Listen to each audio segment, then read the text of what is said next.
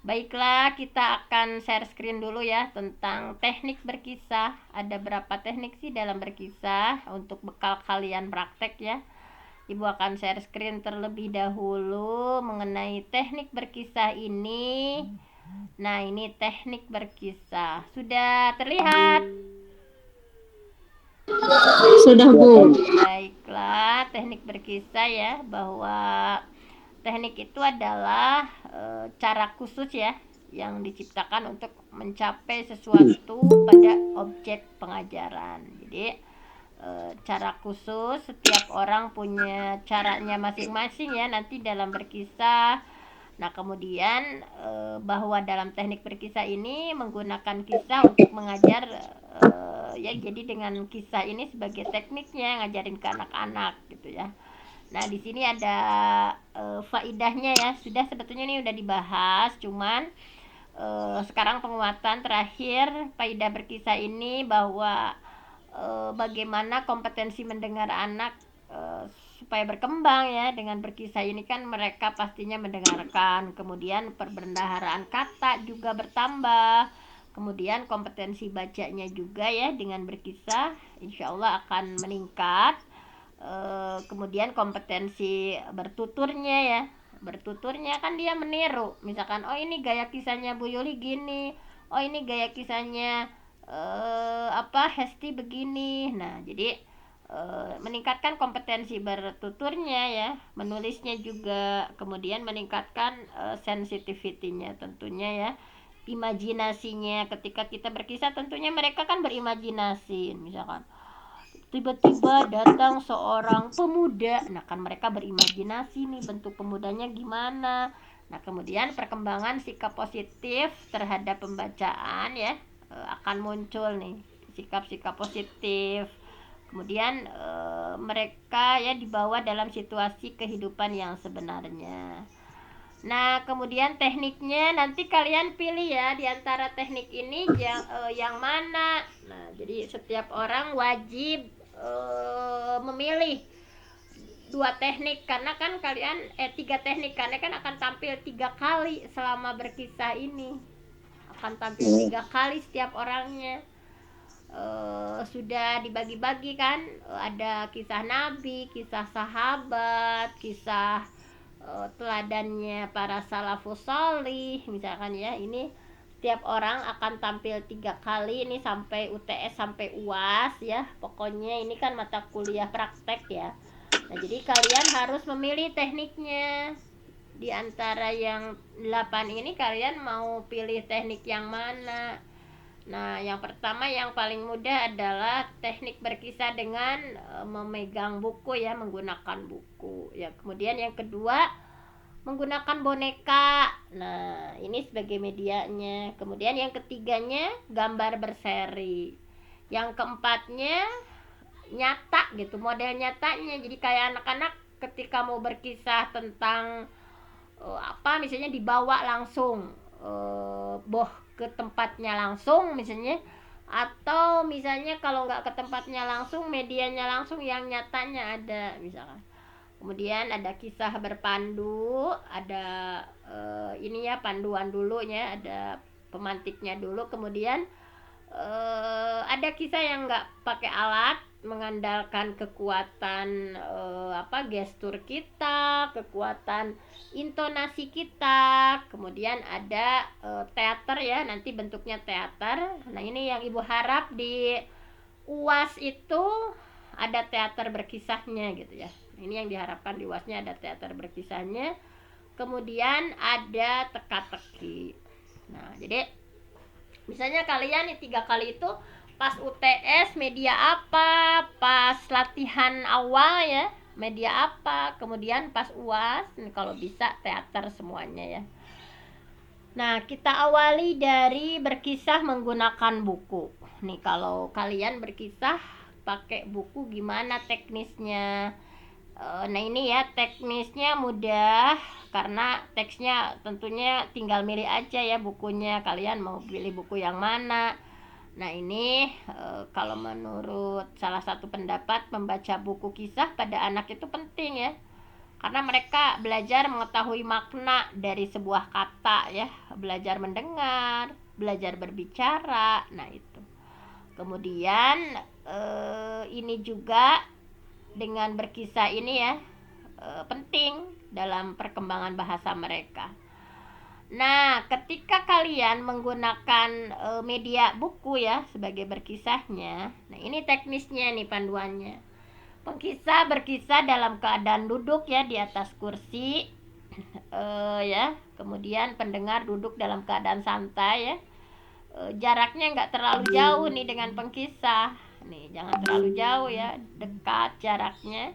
Kemudian sebelum berkisah, pengkisah menunjukkan buku ya, dan dibacakan dulu judulnya. Nih, misalnya kisah masuk Islamnya Umar nih. Bu Fenty mau berkisah ini. Nah, itu ya sebelumnya. Kemudian ketika berkisahnya, pengkisah memegang buku ya yang diperlihatkan kepada audiens ya, kepada pendengar. Nah, pegang buku pada bagian bawah supaya mudah membuka halaman barunya. Nah, jadi yang dipegangnya seperti ini nih, bagian bawahnya supaya mudah nih ketika buka halaman baru. Kemudian pengkisah menggunakan jari telunjuk ya pada yang dibacanya. Nah, ini jadi untuk menunjukkan nih kepada audiens. Nah, kemudian kedudukan buku sebaiknya berada pada sisi sebelah kiri pengkisah. Nah, ini kan kanan, ini sebelah kiri. Nah, jadi seperti ini nih. Jadi sebelah kiri pengkisah ya. Nah, sebelah sini. Jadi seperti ini ya, kalian bayangkan sebelah kiri seperti ini. Nah, ini membukanya seperti ini ya. Nah, seperti, jadi jangan begini. Nah, ini susah. Nah, seperti itu. Kemudian itu ya sangat mudah kalau buku. Makanya kalian dipersiapkan dari sekarang. Kalian berkisahnya mau pakai apa gitu. Kemudian yang kedua, boneka nih, menggunakan boneka. Nah, ada peraganya ya. Boneka objek yang digerak lakonkan secara sentuhan atau arahan oleh pemain untuk menyampaikan pesan. Nah, ketika menggerakkan boneka, otomatis kan si pemain itu menghidupkan watak sesuai dialog. Jadi si bonekanya itu diperankan ya sesuai dengan watak yang ada dalam dialog itu, dia seperti apa karakternya. Kemudian kesan ke arah komunikasi, ide kreatif dalam penciptaan kisah dan merangsang daya imajinasi siswa. Nah, ini boneka dipakai alat bantu untuk menyampaikan kisah dengan berkesan. Nah, jadi bonekanya ya, misalnya dengan di boneka tersebut supaya lebih menarik, misalnya tokohnya siapa, misalnya kalian berkisah tentang sahabat siapa misalnya. Nah, ini harus mencerminkan boneka itu ya, mencerminkan karakter si tokoh yang kita kisahkan. Nah, bonekanya boleh pakai sarung tangan, boneka sarung tangan misalnya. Kalian dengan wayang ya bisa, misalnya dari bikin wayang-wayangan ya kayak seperti itu misalkan. Bisa juga dengan jari, bisa juga dengan stokin. Nah, kemudian pentas boneka terdiri dari ada ya, disiapkan tentunya ada kursinya, ada mejanya ya. Nah, ini. Kemudian dua teknik menyampaikan berkisah dengan boneka. Yang pertama, pengkisah menggerak lakonkan boneka dan duduk di depan pendengar. Jadi tanpa ada pentas. Nah, ini tanpa ada pentas kayak Upin Ipin mah ada pentasnya ya. Kalau ini mah nggak ada pentasnya, jadi hanya berdiri saja menggerak lakonkan boneka ya di depan pendengar, hanya dia gerakkan dengan itunya ya si bonekanya. Nah, yang kedua mah pengkisah menggerakkan boneka di belakang pentas. Jadi bonekanya yang terlihat, dianya ngumpet gitu ya di bawah meja misalnya. Jadi si bonekanya yang dominannya gitu. Jadi si pengkisahnya tidak, dia di balik layar misalnya. Kemudian kriteria pengkisahan boneka, gerak lakon boneka tentunya disesuaikan dengan dialog ya.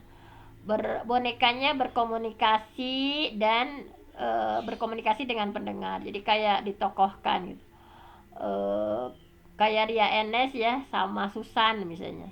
Jadi si Susannya itu sesekali dia misalnya posisi Sifanya itu sebagai pengkisah. Nah, boneka itu seperti dia itu yang menimpalinya gitu. Misalnya kayak baiklah kata si Kak Syifa hari ini mau cerita nih. Nah, si boneka itu menimpali gitu ya. Baik Kak Syifa mau mau berkisah tentang apa misalkan itu. Kemudian kedudukan keluar masuk boneka dengan jalan kisah, kesan bunyi dan musik latar ya. Supaya lebih menariknya ada musiknya, ada bunyi-bunyi apanya ketika kemudian pasukan berkuda itu. Nah, ada suara kudanya gitu ya. Kemudian penyelesaian suara watak itu bebas, pengisahan tidak terikat pada skrip ya. Skrip itu hanya panduan saja, tidak terlalu melenceng. Nah, kemudian yang ketiga kalian boleh memilih dengan gambar berseri. Nah, jadi sebelumnya kalian disusun dulu ya. Disusun dulu gambar berserinya. Nah, nggak terlalu banyak-banyak sih, maksimal 6 slide.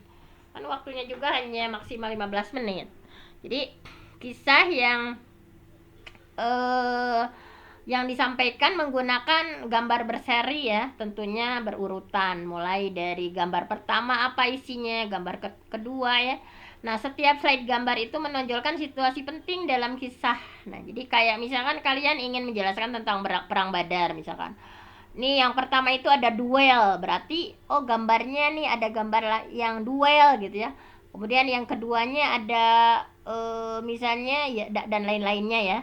Nah, kemudian bilangan gambar yang sesuai dengan jalan kisah itu antara 3 sampai 6 slide. Jadi yang terlalu banyak ya. Kan satu gambar juga itu dikalikan berapa menit.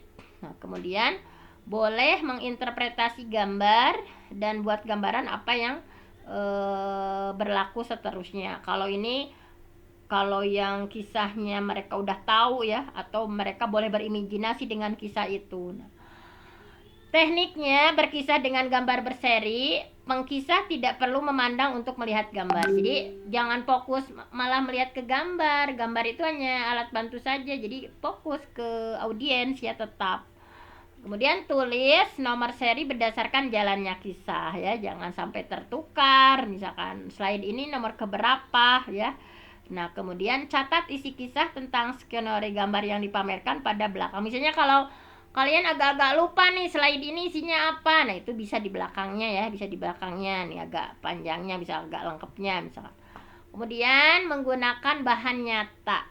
Bahan nyata ya atau bahan otentik adalah bahan yang nyata dalam kehidupan gitu ya, dan diubah sesuai dengan tujuan pendidikan. Nah, teknik ini bagaimana untuk meningkatkan pengetahuan tentang objek ya. Jadi, misalnya sebelum berkisah, tekniknya itu mulai kenakan dulu objeknya. Nah, misalnya kemudian pengkisah menunjuk objek kepada pendengar. Objek dibawa ke kelas ya, atau kita sendiri yang berangkat misalkan ke objek yang akan kita berkisah misalnya ya.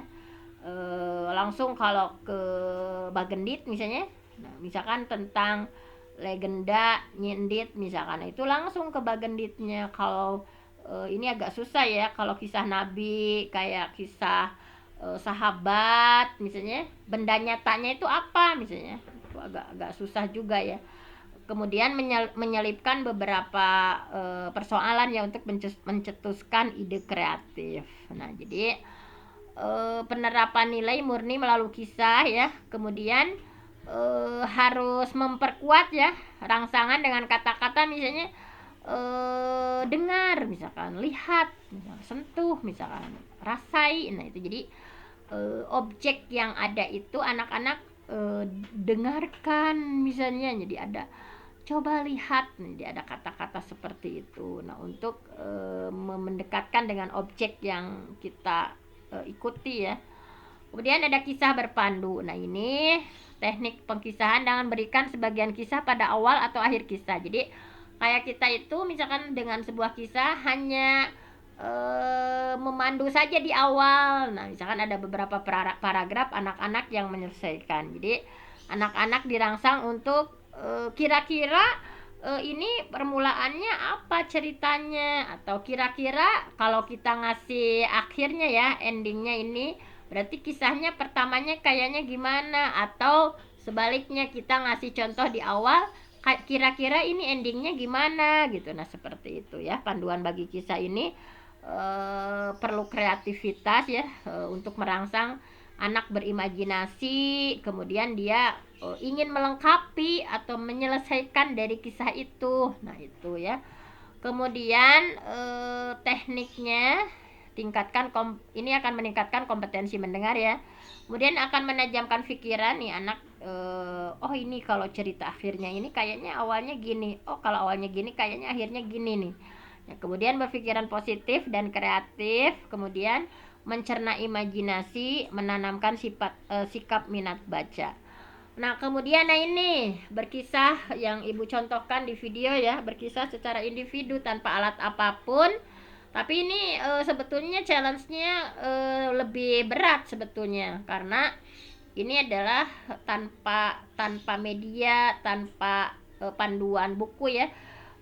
Di sini kekuatan kisahnya itu dilihat dari kompetensi, misalnya kalau suara ya, suara pengkisahnya bagus, misal kapan dia harus keras, kapan harus lemah, maksudnya keras, kapan harus laun tenawan, pokoknya kapan harus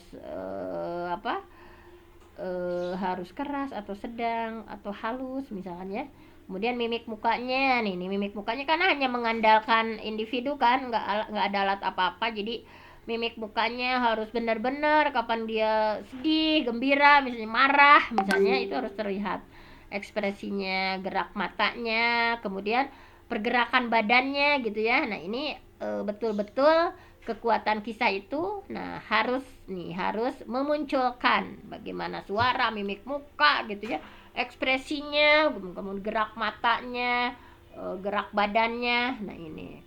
Nah kemudian ketika menyampaikannya ciptakan suasana interaktif. Jadi kayak interaktif sama anak-anak, misalnya kalian tahu nggak misalkan siapa sih Lukman Al-Hakim itu. Nah jadi ada interaktif misalkan. Jadi kemudian pakai lagu misalkan. Baiklah, misalkan kita sudah berkisah ya tentang jujurnya Abu Bakar atau tentang beraninya Umar, misalkan dengan disisipi dengan lagu. Nah kemudian pengkisah juga perlu mengeksploitasikan semua kompetensi yang ada, pokoknya dikerahkan seluruh kemampuan yang ada ya. Nah kemudian teater, nah ini ibu harap ya di UAS itu memang ada teaternya di kelas A B ya. Jadi ini menggabungkan seorang pengkisah dengan beberapa orang pelakon ya, lebih sesuai dengan yang tingkat tinggi ya seperti kalian gitu ya. Pokoknya melatih kompetensi mendengar, memahami isi ya, ini isi urutan kisahnya kayak gimana gitu. Kemudian dibahasakan kan oleh sendiri, kompetensi bahasa. Kemudian psikomotor kan tentunya ya, karena didramatisasikan, dipantominkan gitu ya, tentu saja. Ini persediaan dalam teknik teater berkisah, pastikan gitu ya, pastikan. Sebentar ini ada yang masuk, Indri ya. Pastikan sebentar, Indri udah masuk belum? Nah pastikan anak-anak tahu ya jalannya kisah itu gimana. Jadi ini kisahnya itu sebetulnya jalannya seperti apa. Pilih tempat sesuai dengan teater untuk berkisahnya ya, ini cocok nggak bisa. Kemudian tentukan watak dari masing-masingnya, kayaknya Sipa cocoknya jadi apanya ya, kayaknya Hesti cocoknya dari apa, Yuli gitu ya, Ihsan, Rizky, semuanya ya kayaknya cocok jadi apanya misalkan itu. Kemudian bawa anak-anak ke tempat berkisah dan tentukan kedudukan masing-masing. Nah setelah, nah ini Indri sebentar ada yang masuk, mana Indri itunya, mana Indri?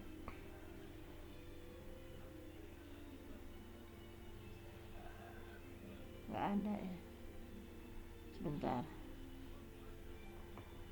Jadi ini ya, setelah siap pengkisah mulai berkisah ya, guru membimbing bagaimana lakon dari masing-masing peran. Jadi di sini harus ada kayak sutradaranya ya, membimbing ini seperti apa. Ketika beraktivitas, guru mengawal ya bagaimana keluar masuknya pelakon supaya tidak mengganggu perjalanan kisah. Nah, dengan teater ini akan sangat membantu nilai kerjasamanya ya, disiplinnya, kemudian berbagai halnya ya. Yang terakhir adalah dengan teka-teki. Ini adalah mencari jawaban atau penyelesaian masalah. Jadi misalnya untuk menguji pikiran anak-anak ya, tingkat pengamatannya seperti apa, kreativitas anaknya, keseruan dan kepuasannya. Nah, ini teknik pengkisahan yang bebas. Nah, ini nggak usah lah ya teka-teki. Ini saja yang 7 kalian pilih selama 3 kali tampil, harus beda-beda ya tekniknya, jangan sama.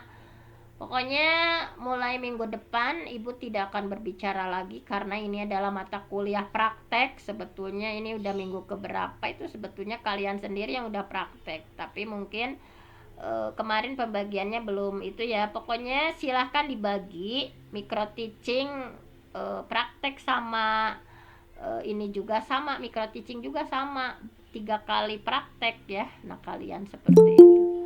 Mungkin hanya itu saja untuk pengantar dari mata kuliah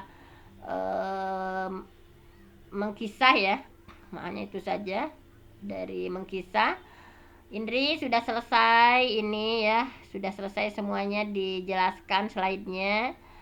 Silahkan ada yang ditanyakan dulu dari apa yang sudah Bu Fenty sampaikan tentang 8 teknik berkisah. Nah, kalian nanti pilih yang mana. Nah, seperti itu. Mulai minggu depan. Jadi minggu depan itu jangan hanya 1 orang, kan 1 orangnya cuma 10 menit. Misalkan 3 orang. Kalau bisa medianya sama. Kalau tampil hari ini medianya gambar berseri, semuanya gambar berseri. Tampil hari ini semuanya boneka. Nah, boneka. Misalnya kalian bisa bekerja sama ya. Kayak bikin bonekanya bareng-bareng aja untuk 1 kelas. Nah, kecuali gambar berseri kan beda-beda ya. Kalau gambar berseri misalnya sesuai dengan kisah yang akan dikisahkan. Nah, seperti itu.